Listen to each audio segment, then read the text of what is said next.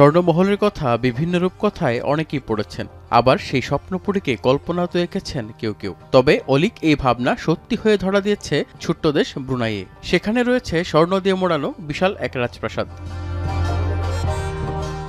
১৯৮৪ সালে দেশটির সুলতান হাসান আল বলকিয়া পরিবার নিয়ে থাকার জন্য বিলাসবহুল এই প্রাসাদটি তৈরি করেছিলেন। বেশিরভাগ অংশে স্বর্ণ ব্যবহার করা রাজবাড়িটির নাম ইস্তানা নুরুল ইমান।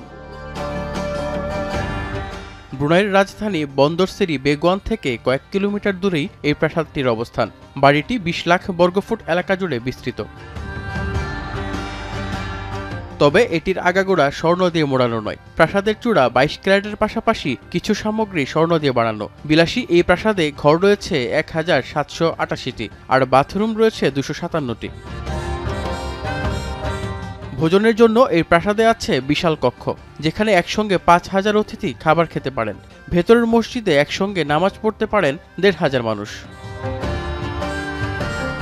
সুলতানের পছন্দের খেলা পোলো, আর তাই এই প্রাসাদের সঙ্গে আছে সুবিশাল মাঠ। এছাড়াও হাতি ঘোড়া রাখার জন্য রয়েছে ২০০টি শীতাতপ নিয়ন্ত্রিত আস্তাবল। প্রাসাদে ৫টি সুইমিং পুল রয়েছে। সুলতানের সংগ্রহে থাকা ৭,০০০ গাড়ির জন্য আছে ১১০টি গ্যারেজ। শুধুমাত্র বসবাসের জন্য ব্যবহার হয় না এই প্রাসাদ।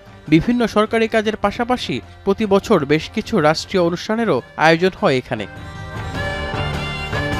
সারা বছর প্রাসাদের ভেতর সাধারণ মানুষের প্রবেশের অনুমতি মেলে না, কিন্তু বার্ষিক রাষ্ট্রীয় অনুষ্ঠানে ৩ দিনের জন্য এই প্রাসাদের কিছু অংশ জনসাধারণের জন্য খুলে দেওয়া হয়। আবার রমজান মাসের শেষেও রাজবাড়িটিতে ঢুকতে পারেন দেশটির নাগরিকরা। রানী দ্বিতীয় এলিজাবেথের পর বলকিয়া সবচেয়ে বেশি সময় ধরে রাজত্ব করা শাসক। প্রায় ৬০ বছর ধরে ব্রুনাই শাসন করে চলেছেন তিনি। তথ্য বলছে সুলতান বলকিয়া বিশ্বের সেরা ধনকুবেরদের মধ্যে অন্যতম। ২০০৮ সালে ফোর্বস ম্যাগাজিন অনুসারে তার সম্পত্তির পরিমাণ $২,০০০ কোটি। মাত্র ৫,৭৬৫ কিলোমিটারের দেশটিকে গোটা পৃথিবীর কাছে পরিচিতি এনে দেয়া ইস্তানা নুরুল ইমানকে ঘিরে রয়েছে কয়েক প্রজন্মের ঝোঁক। অভিজিৎ শান্ত, এখন বিশ্ব।